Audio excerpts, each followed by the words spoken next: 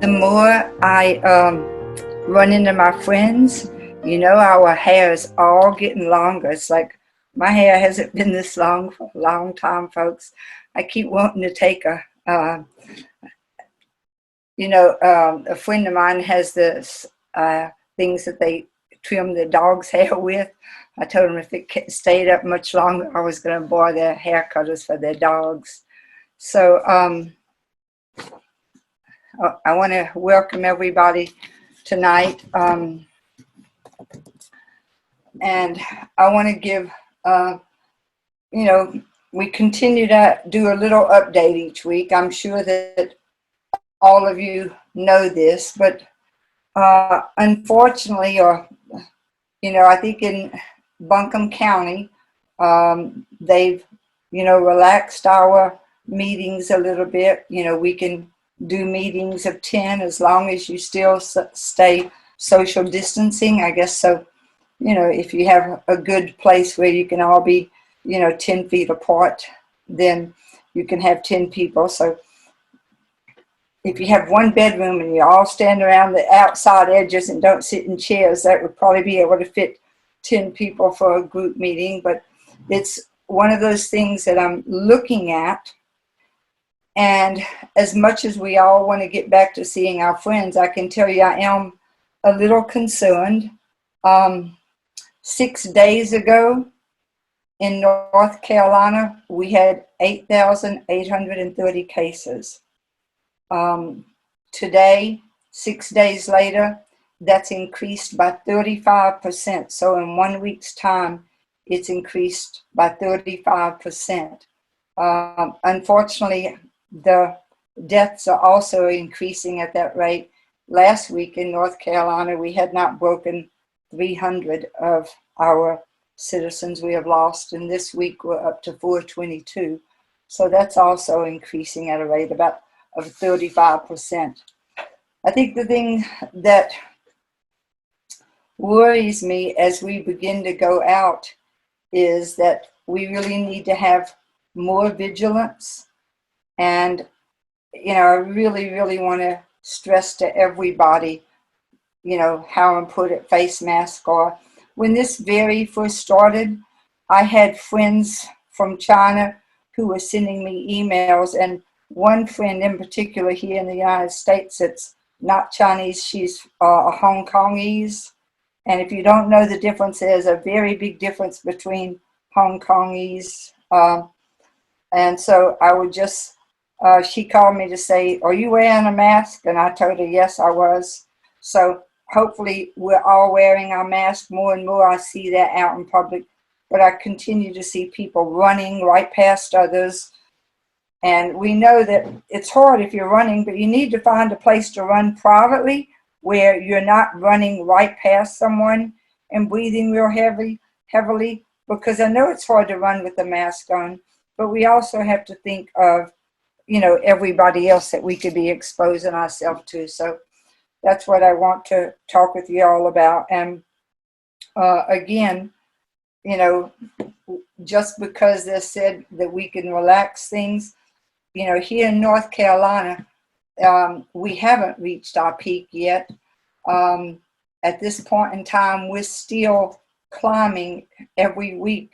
The total numbers are not are not going down with either people diagnosed or with deaths. An interesting happened this week is this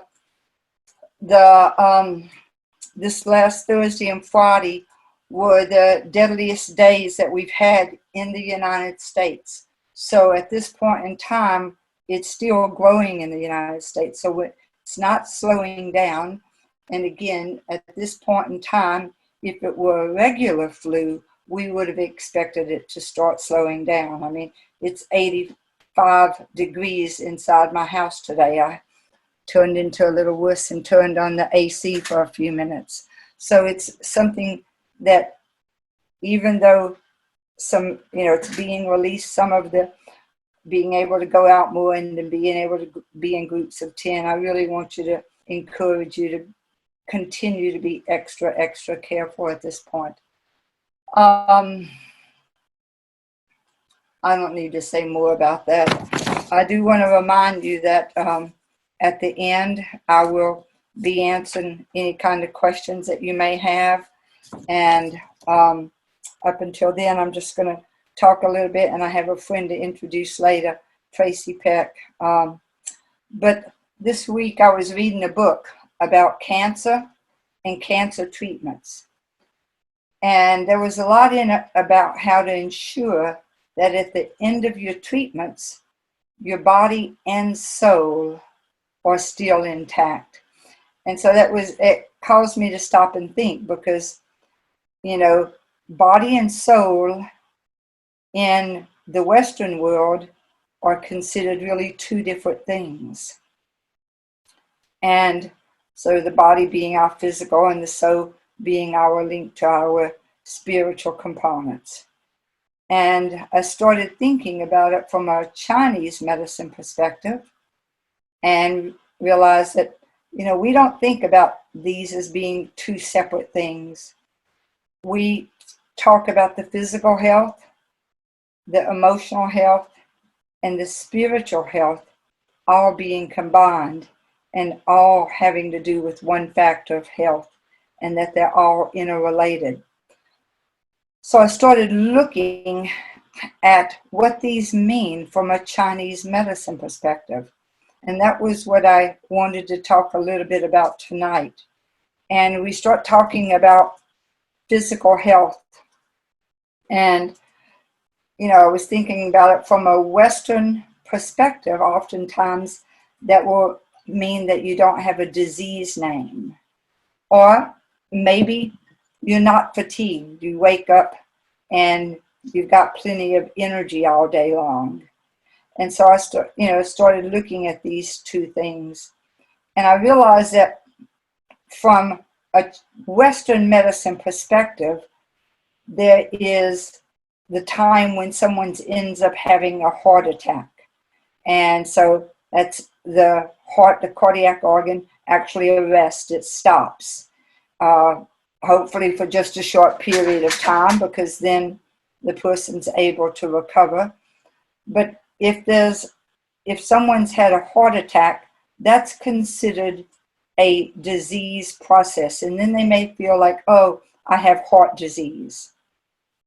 Well, in Chinese medicine, you've probably heard us talk about 3 levels of health, okay? And one of those, when we take your pulses, when I place my fingers here on your wrist, you usually feel it superficially, okay? And I may talk about the spleen or the kidneys, and I say, oh, you know, superficially, that's one level of checking out the qi of the kidney. If I go to a moderate level, and then I go to the deep level, and the deep level having to do with the essence of that organ system. So oftentimes we look on the deep level as actually the organ level. Okay, that's where if I'm taking the heart pulse and I get to the point to where I push to the 3rd depth and I'm at a deep place, then oftentimes we could talk about that being the actual organ of the heart and how it's doing. So on a moderate or superficial level, sometimes we're talking about the Wei Qi or the Yin Qi. And these are different in that in Chinese medicine, when we're taking the pulses, what we're trying to ascertain is, if I say you have a kidney imbalance, it doesn't mean that your kidneys have something the matter with the organ. It means that there's an energetic imbalance. And we can pick this up in the meridians. The kidney meridian starts at the bottom of the foot and comes up onto the chest, okay? And so there can be an imbalance in that meridian that isn't a Western medicine disease process. And if we can work on treating the kidney qi imbalance, then our job is to prevent it from ever going to that deep level of a kidney organ imbalance, or going to an organ that impacts another organ and creates what we would call a Western diagnosis. So it's not that Chinese medicine, every time we say, oh, your spleen qi is deficient today, and then if we take the pulse at the end and say, that spleen qi feels better now, we've supplemented it a little bit, then hopefully, as you leave the office, you're also thinking about, well, what can I do to make sure that my spleen qi stays strong this week?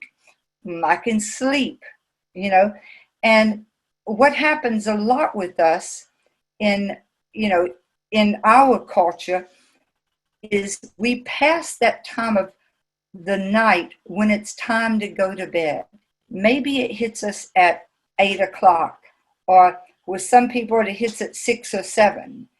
And what happens is we stay up past that time, and because we stay up past that time, our body creates an adrenaline rush. And so then those are the people who say, oh man, my best energy is at night. I work best from 10 o'clock to 2 a.m. That's the time when I need to be most active. And I'm going to suggest that maybe that's the time that you've passed what used to be your normal sleeping time. And so your body kicks in with an adrenaline rush. So, that's another thing to look at, just with fatigue, is that pay attention to the times you want to go to sleep. So in Chinese medicine, we'll look at the physical health, but we're not going to say, oh, there's a problem with your heart. We might say, oh, there's little bit of blood stasis, and we see that under your tongue. So we're working to move blood stagnation, or the kidney qi is deficient, or even the heart qi is deficient. And you've heard me talk a lot that sometimes when the heart qi is deficient, the first symptom that you might get is insomnia, because not being able to fall asleep sometimes at night could signify, that your heart qi is out of balance. And again, it's just a qi level at this point. So we don't look on it as being a cardiac organ problem. But so those are some of the differences if we look at it from a Chinese or Western perspective. When we say heart qi, it's not your heart organ. It's all of the energy that flows in that meridian may be out of balance. It may be deficient, and it may be excess. But either way, it's a heart qi imbalance. And so that's preventative medicine that we're working with that. If we move to emotional health, I had to stop and think about that, of what does emotional health really mean? In some ways, it could be based on, how do you define it? Is it based on your actions, what you're doing with others during the day? Is it based on your communication with others? Is it based on how your feelings are with yourself? Or is it based on your self-communication? Because we all have self-communication. And sometimes some of you may have heard me say, what are the kinds of things that you say to yourself inside your head? Because sometimes those are more important than what we say out loud. And it's that self-talk that we have to look at to evaluate, to see sometimes what our emotional health is. Because if you think about something you've just said to yourself, and then you think, would I say that to my best friend?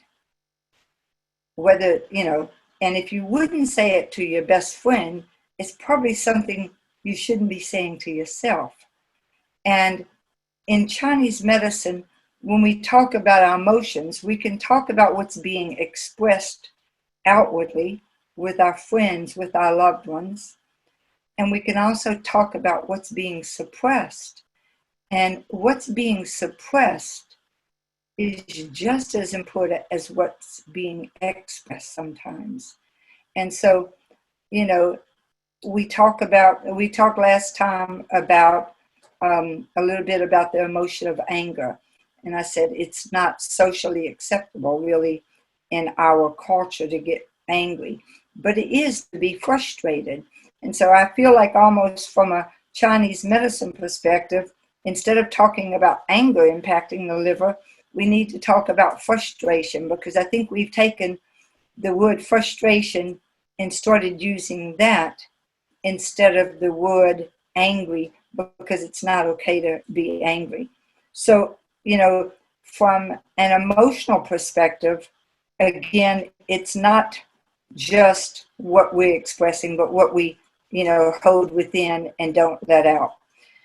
And so someone asked me recently, well, if we're looking at physical and emotional, how do I know if what's going on with me is based on being physical or based on being emotional? And I responded that basically it could be either one. And I'm going to give you an example of that. If someone, maybe I went into a real toxic environment, okay? Since I talked to you last, I've had quite a week. I was blessed to be able to leave and go home, and I went home and visited with my mother for 4 days. And while we were there, what we found out is that her tires were really bad. So we went to the tire shop, and I had to go inside and stand in this tire shop for about 20 minutes. And while I was there, I was noticing the toxic smell of the tires and, not feeling particularly good about being in there for a while. And, I was being exposed to something physically toxic to my health. And so I thought, I should get out of here as fast as possible. So, this is not impacting my lungs, not impacting my liver. And so I left and went on outside. But in thinking about that, from an emotional perspective, say I had bought myself a brand new Lamborghini, which I'm never going to do, but, we'll pretend today I did. I went out and bought myself a Lamborghini, and I came out later that day, and someone who was dealing with a lot of frustration or anger in their life had taken a hammer and had banged on it 5 or 6 times, and I saw him doing that. And I immediately got angry and started screaming at that person. And later on that evening, within the next hour, all of a sudden I noticed that I'm having a headache. Because from a Chinese medicine perspective, anger like that, one of the first symptoms it might create is energy moving up. So I could end up with a headache from that. At the same time, I could have ended up with a headache from being exposed to something toxic, breathing in toxic fumes.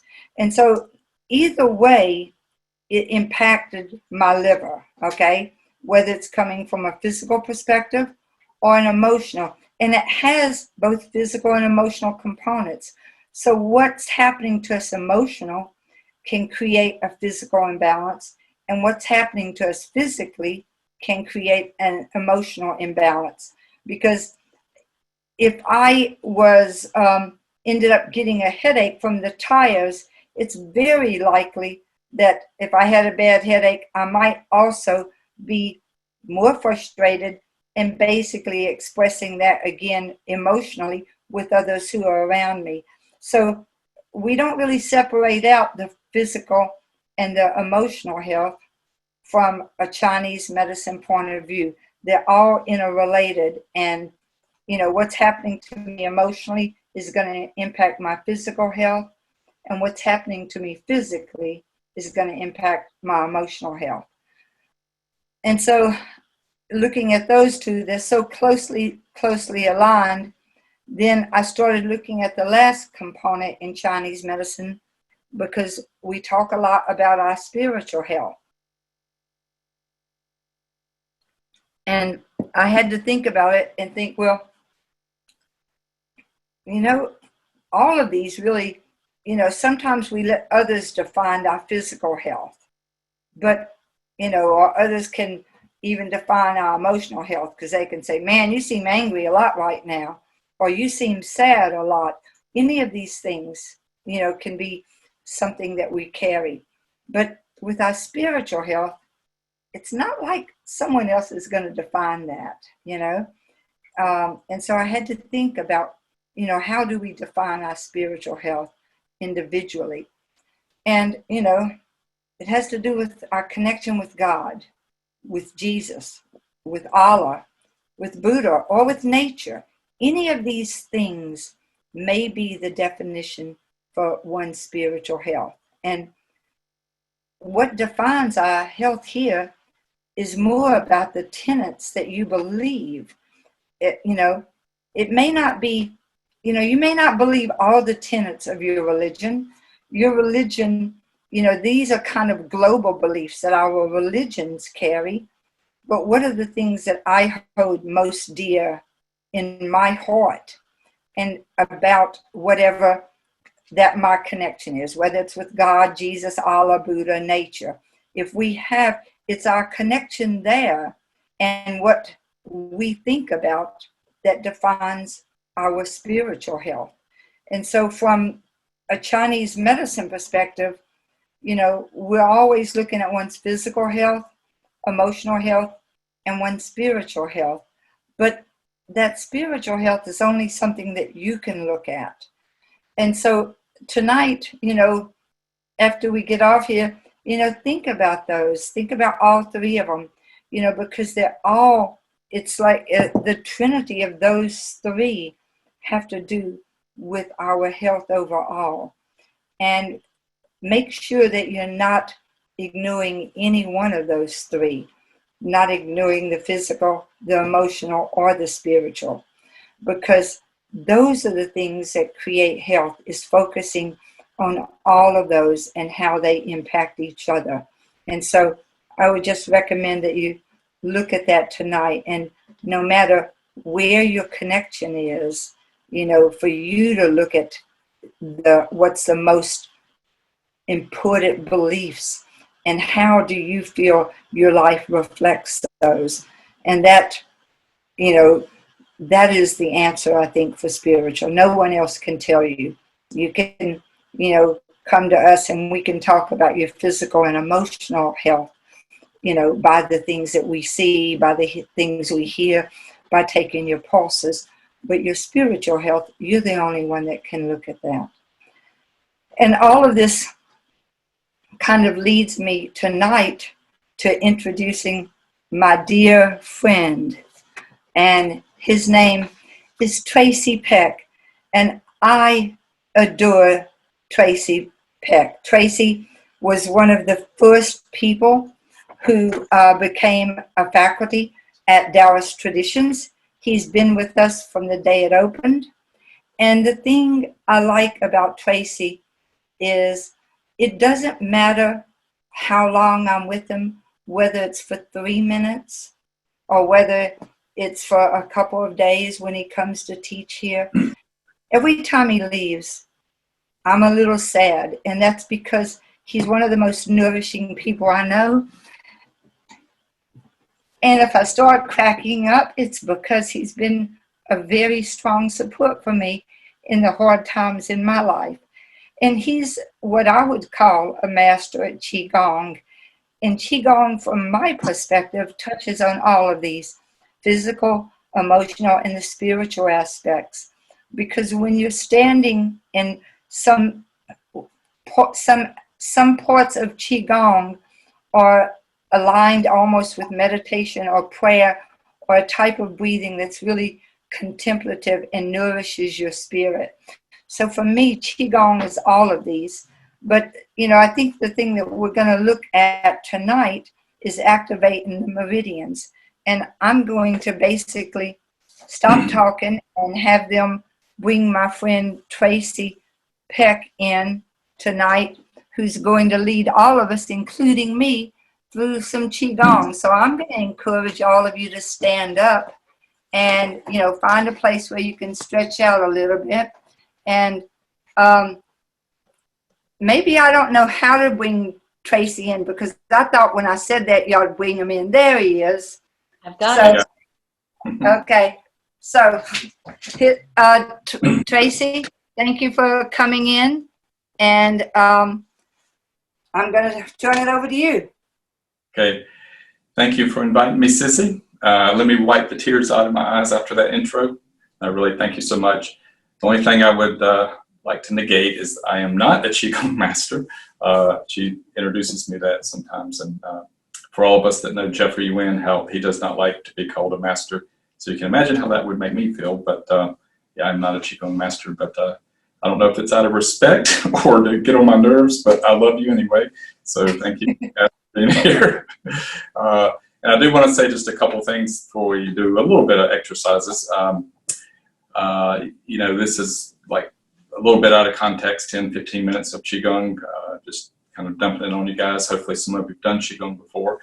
Qigong is like a modality, you could say, of Chinese medicine that's very much of a standalone on its own. So you could approach it. It's a very deep practice. It's not something you just, you know, flip on YouTube and do a few exercises. It has really deep theory, has deep philosophy, has many, many, many levels to it. And the other thing, you know, with Qigong, a lot of the word Qi can equate with the breath. And so it just sort of denotes or connotes that we're working with the breath and the lungs. And one thing to mention with this time of year is that a lot of people have been focused on the lungs, kidneys, and whatnot for the immune system. That's very important, obviously. But it's also the springtime. And, you know, basically nature's having an orgasm of pollen and flowers and trees and whatnot. And then we're told to sit inside, don't go out, don't interact and whatnot. So that can really stagnate the liver. The liver relates to the springtime.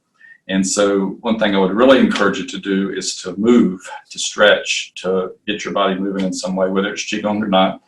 And then one thing related to Qigong is that walking particularly helps the liver. And there are Qigong walkings. There's Wudang Qigong. There's Jeffrey calls it Huff Puff Qigong. We do a walking in our circle walking in our ongoing class on Saturdays. That's from another tradition.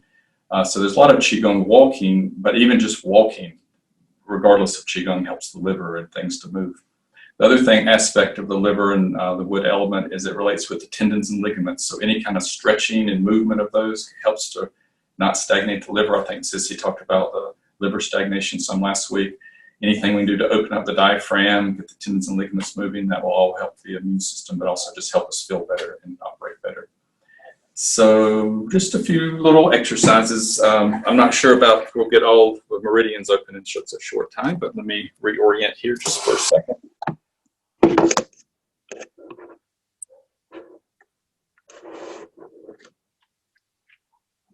So one thing to be mindful of, if you have any back issues, knee issues, or health issues, just take care of yourself. Be mindful of your own bod. So what I invite you to do is to stand shoulder width. Your toes want to be parallel, your feet parallel. And think about if your middle toe had lasers on it, that they would be parallel. Most of us stand with our feet out. You can't really see my feet with this direction, with your feet out. In this practice, we just want to have our feet parallel and about shoulder width. And just take a second to feel your feet on the ground. Sink the energy into their feet. That just means relax. The Chinese word song means relax, but in Qigong, Tai Chi, and whatnot, it's relax with consciousness, relax with awareness. So if you were totally relaxed, you would collapse. We kind of want to have the structure, the bones, the skeleton upright, and then the meat hanging off, so to speak. We're like the skeleton in the corner. So another thing I would invite you to do is place your hands on the side of your legs. For those that know acupuncture, middle fingers right on gallbladder 31, and then just a little bit open your armpits. Just rolling your arms forward. It's almost like you're sweating a little bit and you want to get air in your armpits without being very obvious about it. So just a little bit of openness. Feel your whole groin area open. Relax into the feet. Picture, imagine, or feel your whole lower basin is heavy. So there's like water or some substance here that kind of grounds you. You can ground through the legs. Think about going beyond your feet into the ground. Your toes just ever so slightly grab the ground. So with that heaviness of going downward, at the same time, there's a counterforce that comes back and your spine is elongated. So there's a little bit of a vertebrae by vertebrae extension through the spine, through the crown, slightly tuck the chin, tongue on the roof of the mouth. And then go back to relaxing, because sometimes when you come up, the energy goes up, so you want to be real grounded in through the basin, through the pelvic girdle, and through the legs, and extended upward. So we talk about the 3 regulations in the Qigong. That's basically the mind or intention, the breath and body, This is orienting the body right now, regulating the body. It's almost like the antenna when we used to have to adjust the antennas to get the right reception. The more our body's in the correct geometry, so to speak, we can receive energy and we can circulate energy. And right now with regulating the breath, just be aware of your breath coming and going, not trying to control it, just relax.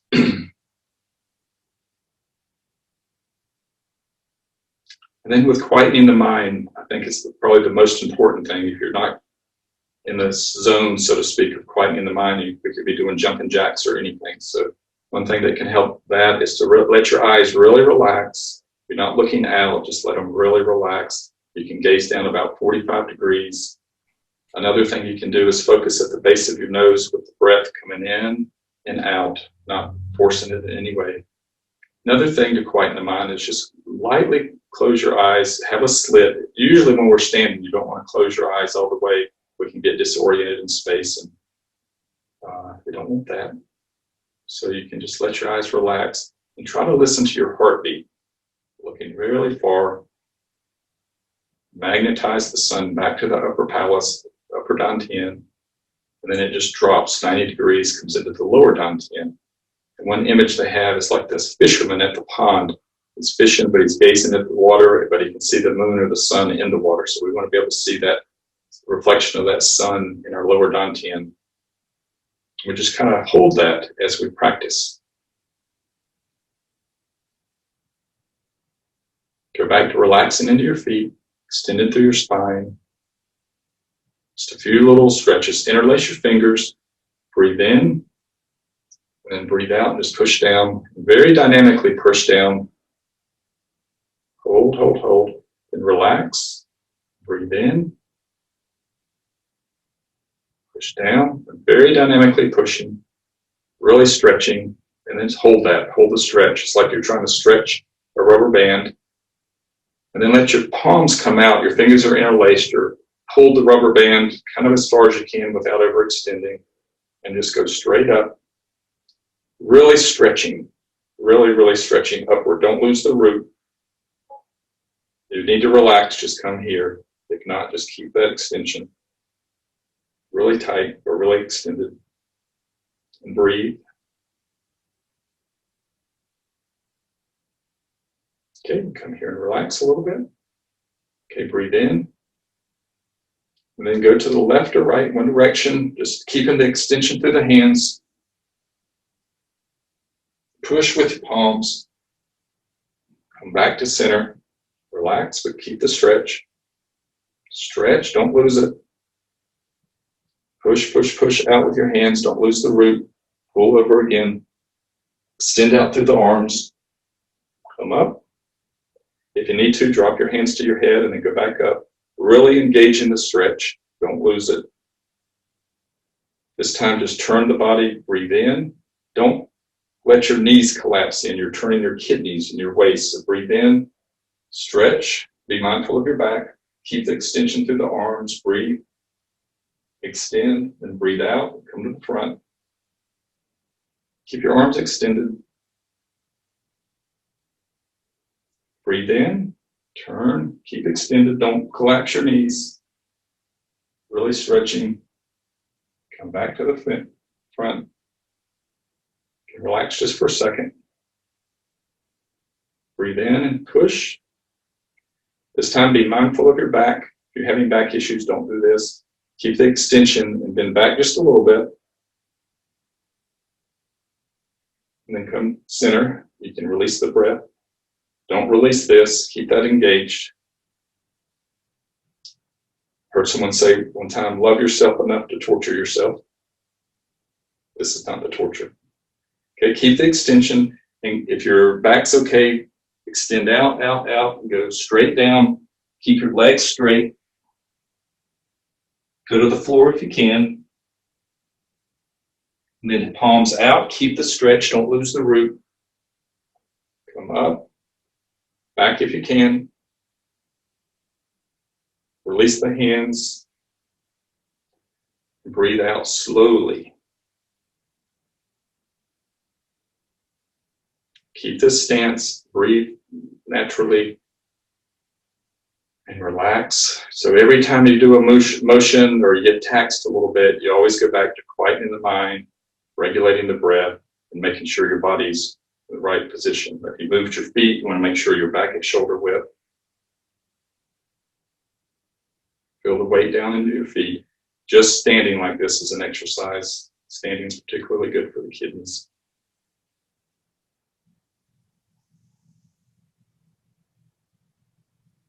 One more little stretch. Let your hands come out in front of you slowly and just kind of place them like you're putting them on a tabletop.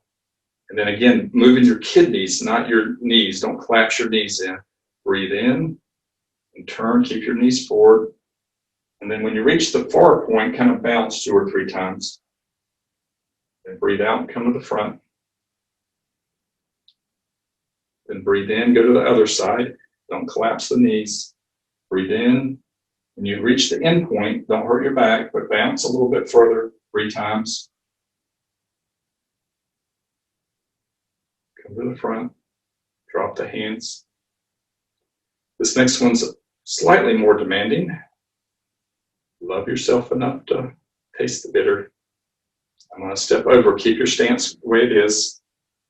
So this one, we step out into a horse stance. So basically, some horse stances are very wide, maybe like 2 widths of your shoulder. That's usually with martial arts where your energy is going outward. We want to step to 1.5 widths, so it's not too much of a width, just a little bit. So if you look at your shoulders, it's about 1.5 widths. And as you do that, you just sink. There's kind of high, middle, and low horse stance. This would be considered probably medium. This would be high, and then low would be more 90 degrees. I love myself, and I'm not going to torture myself right now. Okay, so put the hands on your knees, thumbs are on the outside. Just breathe for a second. You can watch once if you need to, but you breathe in, and then you breathe out. Your whole body goes to your left thigh, then come around to the midpoint, and then breathe in. Body goes to the right thigh, drop your tailbone, and then come straight up. We'll do that again. Try to stay in the horse stance. Don't fold your knees. Think about you're on one of those exercise balls, so your legs are spread open, rounded in the arms. Breathe in.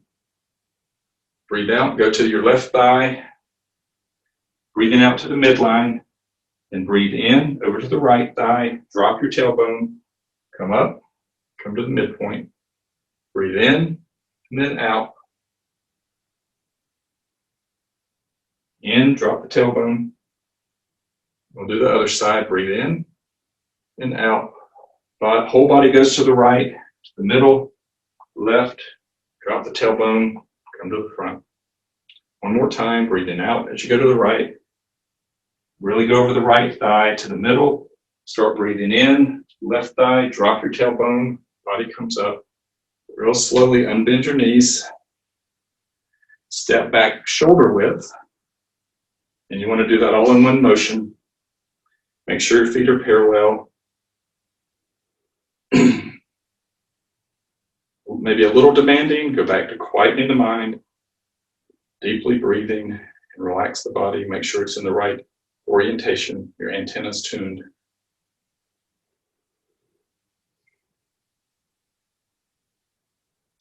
And then a little bit softer things.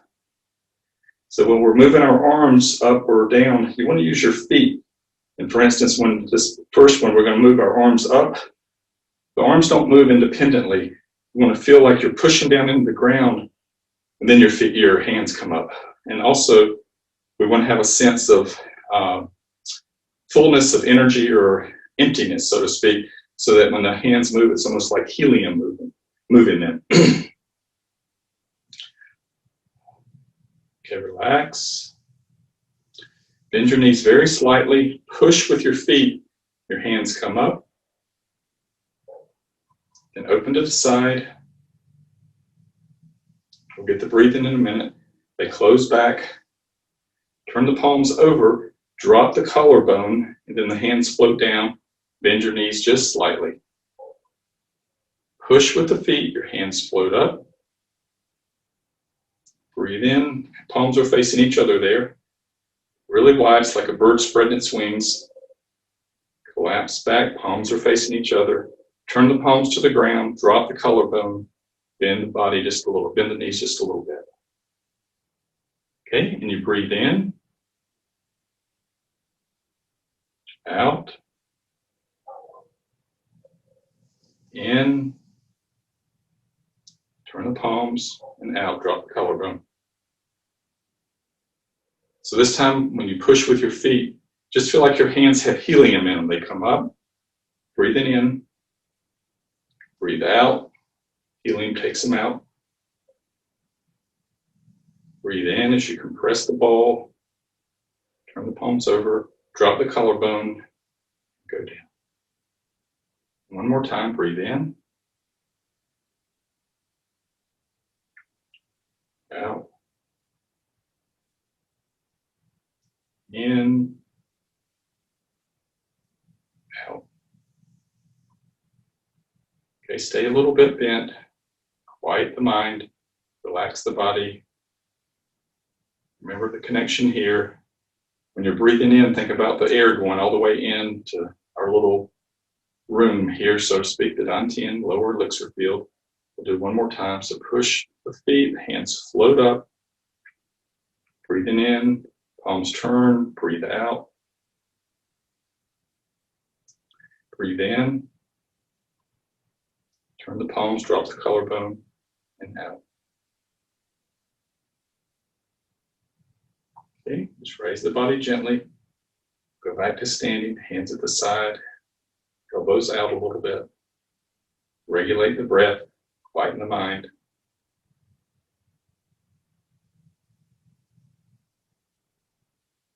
So when you get into doing Qigong, you want to kind of be in a different zone, or like the Qigong zone. It's almost like in the Matrix, they're kind of in a whole different dimension of movement and whatnot. You have to do that first. Sort of the doorway to that is by quietening the mind. Take a moment to follow your breath in and out.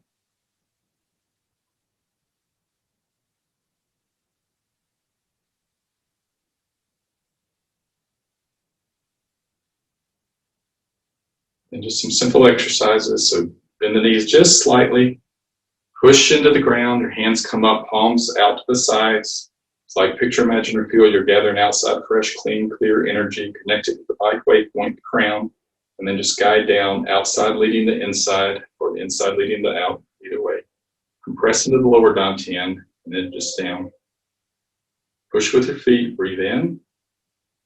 Gathering all fresh, clear, clean energy all the way out in the cosmos. Bring it back into the crown. Guide it down through the center channel or through the organs. This time, stop at the dantian, spiral out the belt channel, then go straight down the legs on the outside, palms down, and then your fingers face down. Do one more time, push with the feet, breathe in, gather, breathe out, washing all the way through to the lower dantian, spirals out into the gallbladder 30, down gallbladder channel, if you know that, down through the feet. And let the body rise and sink. This time gathering outward, gathering back to your upper dantian, your third eye, left hand in for men, right for women. Align the palms across from each other and just hold them at your upper dantian. They're about 6 to 9 inches away. Hands are not touching. Just feel the connection. If you don't feel it, that's okay. Then just drop down. Just a couple more things. Stretch out.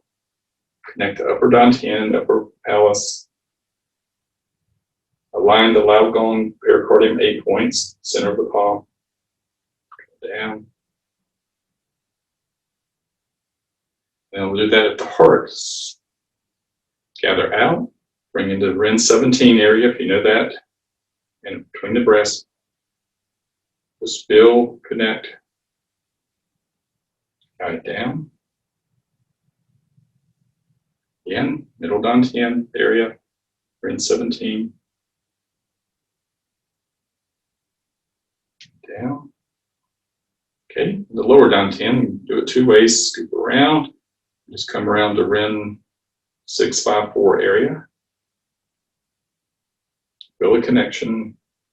We can hold this for several minutes at any of the different areas. We'll do again. Circle out. Body can lean forward a little bit.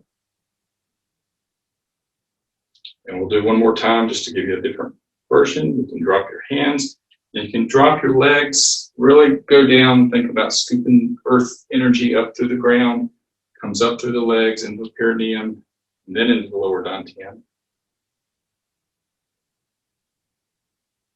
We'll do that one more time. So bend down, don't bend over, just dropping straight down, scooping the ground, bring it up through kidney 1, up through the legs, through the perineum, to the lower dantian.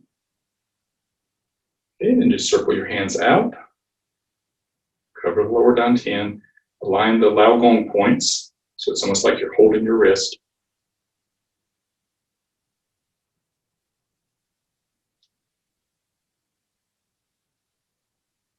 Really be aware of your lower belly, so when you breathe in, for right now, just let it expand, but also let it expand in 360 degrees. Breathe out, it contracts in 360 degrees. Breathe in.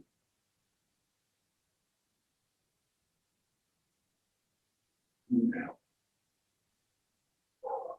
Okay, so usually when you're coming out of a Qigong zone, it's like when you wake up in the morning, you don't jump out of bed usually.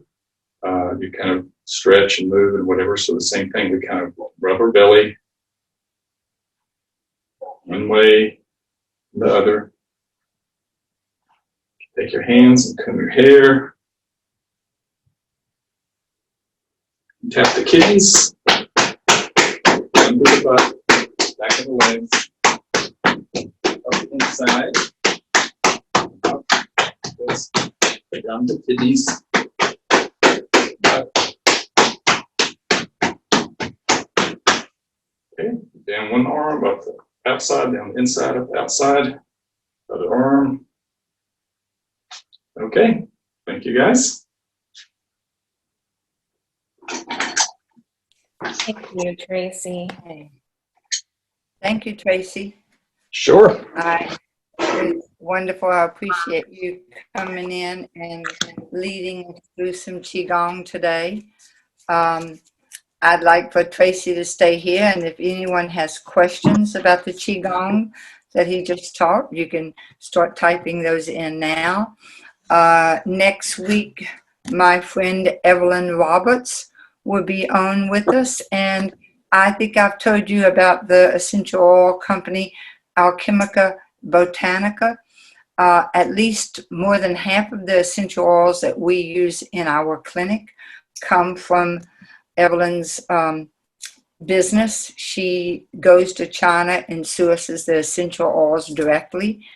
And so she'll be talking a little bit about essential oils next week, just for, I think she had said the topic was going to be about, geez, I forgot what she said the topic was going to be.